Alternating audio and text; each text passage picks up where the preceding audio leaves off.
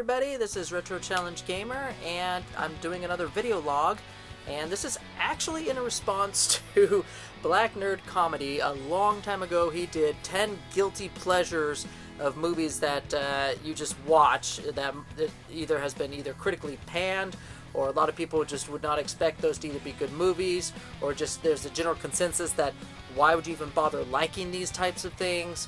And it's just a guilty pleasure for me just to pop them in my DVD player and just watch them again and again and again and again, because you know they just hold a special place in my heart, and I don't care what the critics say, what the viewers say, what the haters say. I just love these movies, and to me these are my top 10 guilty pleasure movies, watching them. And so I just wanted to show these off just because I felt it was a fun thing to do, and I just wanted to try something a little different on my channel other than, you know, just video games and things like that. So, first off, at number 10, Garfield, the movie. Not the sequel, because the sequel ended up being a little dumber than even I expected.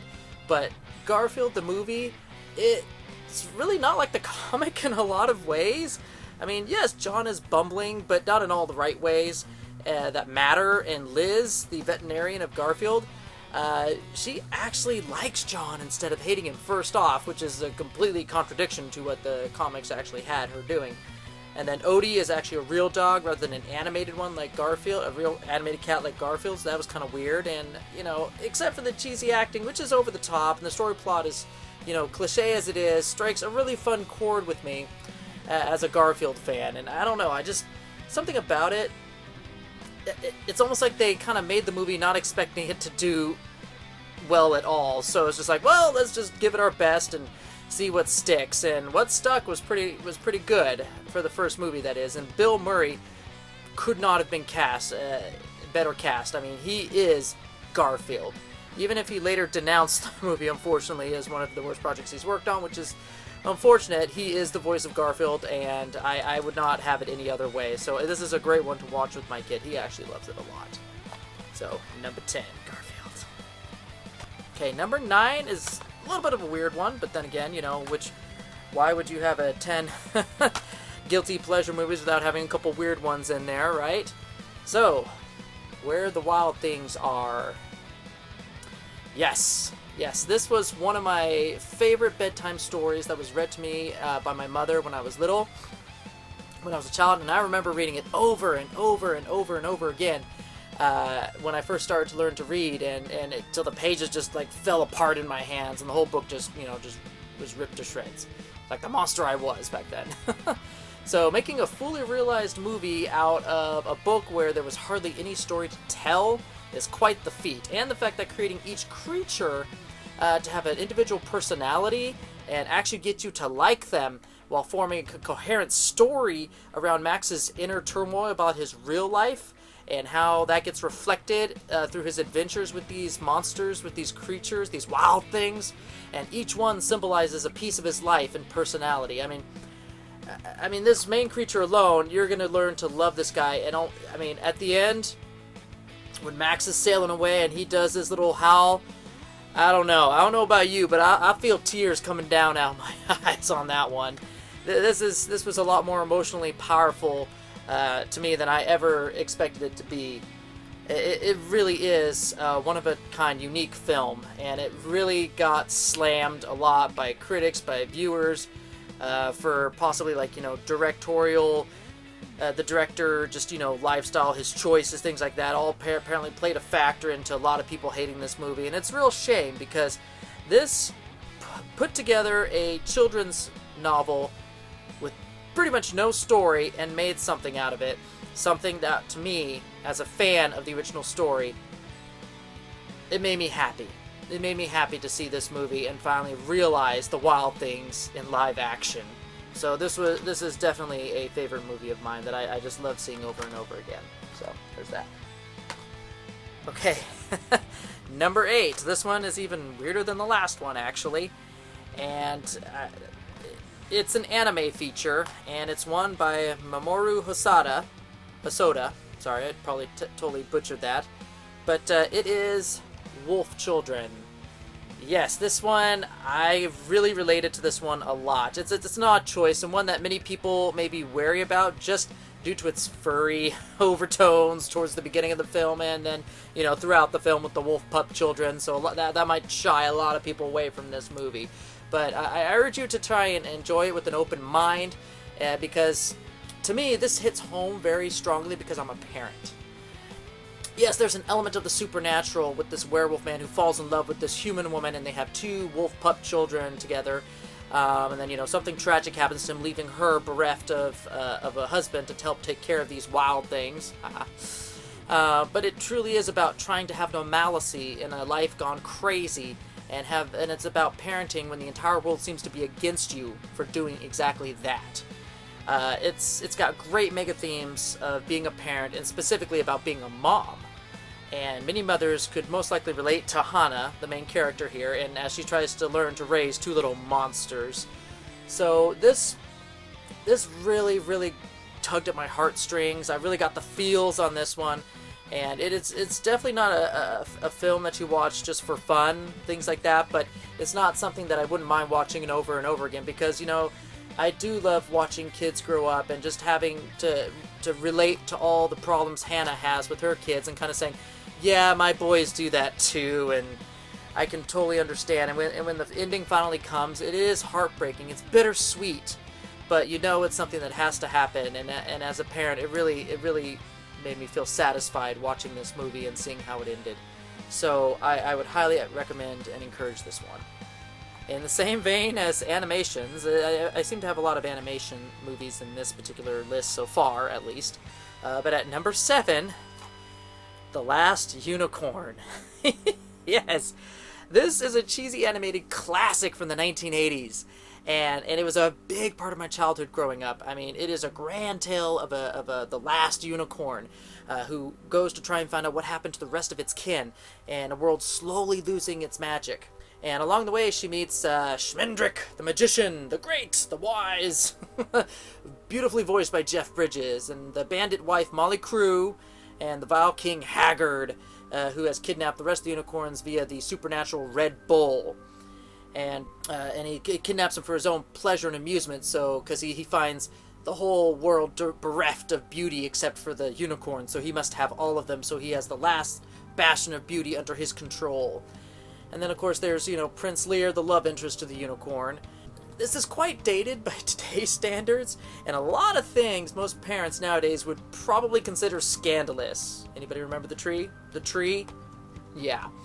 And a lot of politically incorrect things in here as well. This would not fly if they were trying to pitch this in today's world.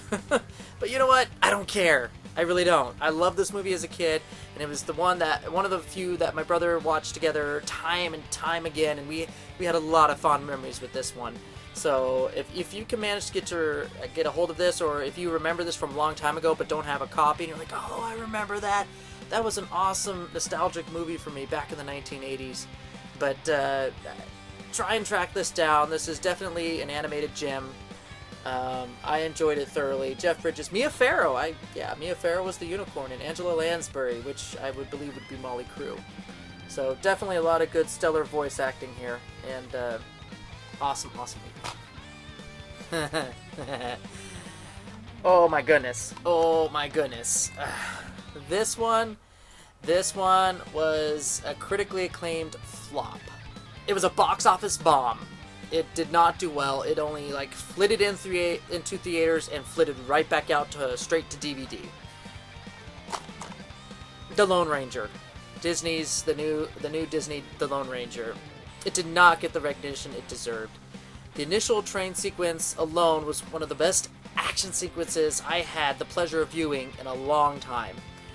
It was inventive, it was clever, it was unpredictable, and most of all, it was funny in its introduction of all the main primary characters and all their quirks, and it produced exposition that wasn't just words. It provided exposition through actions, through what happened through the sequence, and you got everything you needed to know just through that one action sequence at the beginning.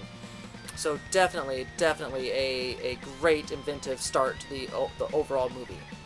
Now, the story itself isn't anything new, and some of the situations and dialogue is inane and silly, I will admit. But that's part of its charm, I think. The narm is the charm, you know? The charm is the narm, whatever you want to say it. The villain, Butch Cavendish, is gleefully portrayed by a wonderful William Fichtner, and it sets a dark tone for the first half of the film, which is really not what you would think when you think about Lone Ranger. It gets to some dark places at the start, so just bear with it for a second.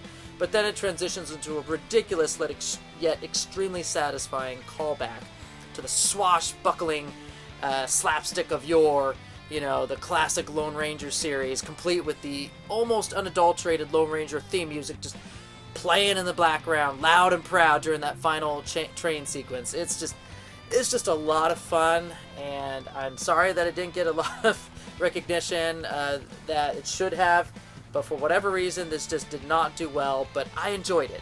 It was a good, fun, entertaining popcorn flick, and that's really all I could ask for in a movie such as The Lone Ranger. So, I mean, what more you could ask for? It's got Johnny Depp, it's got Armie Hammer, it's got exploding things, it's got, you know, beautiful women, it's got horses, it's got trains, it's got gunfights, it's got it all, you know? And it's just fun. And it seems like they were having fun while making the movie too. So, and it really comes off.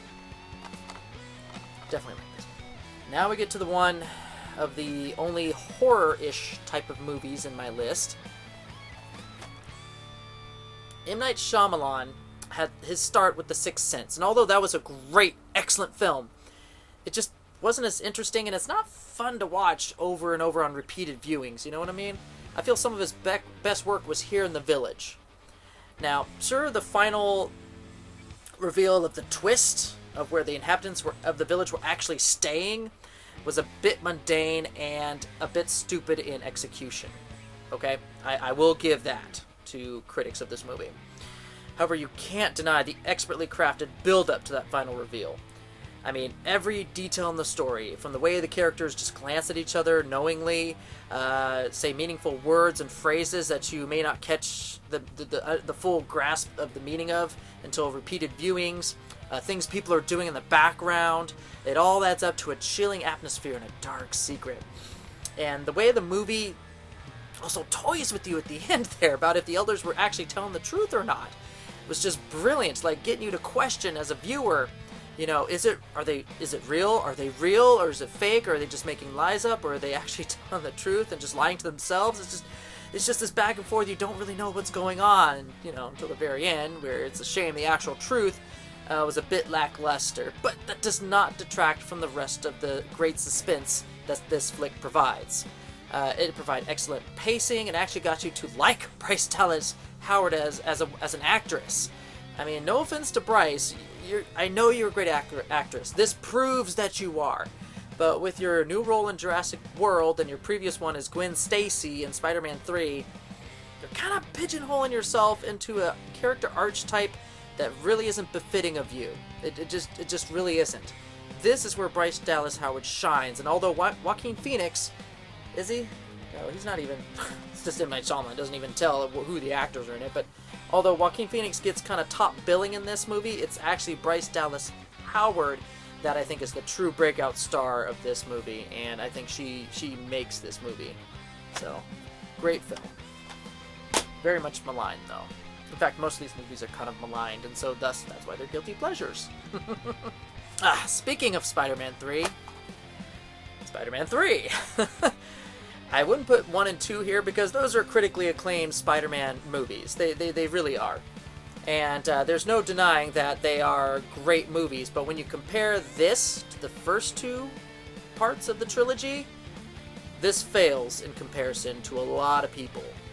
I mean, Spider-Man 1 was great, Spider-Man 2 was awesome, and a lot of people think Spider-Man 3 to most people was just kind of like, you know, it's there, it's probably not as good as the previous two combined, it's probably worse, but I still like this movie, okay? I mean, sure, it was way over the top compared to the first two, and it was a bit more ridiculous in execution. For one, the biggest gripe I saw that most people have with this movie is that it was trying to include too much. Like, too much stuff they were trying to jam-pack into this movie. That and the emo Peter Parker. Tobey Maguire, I love you. Bless his heart. He tried his best to sell this storyline with Peter Parker being taken over by the symbiote and everything, and it just was not working. But I feel because of its cheese and the way he acted it, I think it sells it in a way, and I think it's better off for that cheese. I mean, if anything, this movie felt more comic book-ish than the previous two at all. You know, I mean, you know what I'm saying?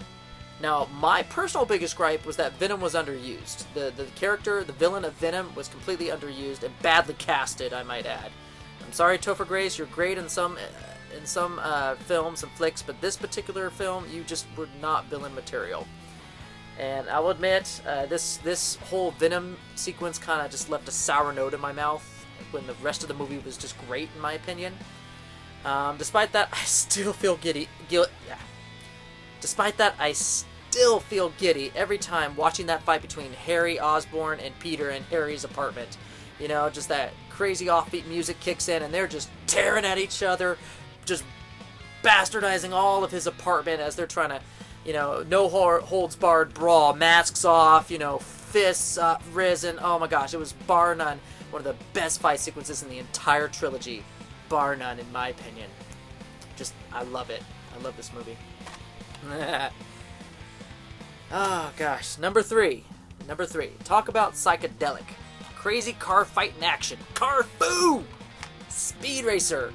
I felt it was true to its roots as a Technicolor, over-the-top racing show complete with car fights, crazy car turns, stunts, antics, and near-death experiences across insane racetracks.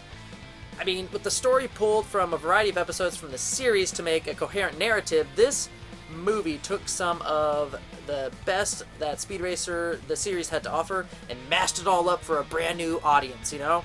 And although, sure, the acting was hammy and you rolled your eyes at every silly, dumb joke the protagonist did, and even that one poop joke with the ape, chimpanzee. Yeah, I don't think I didn't see that one.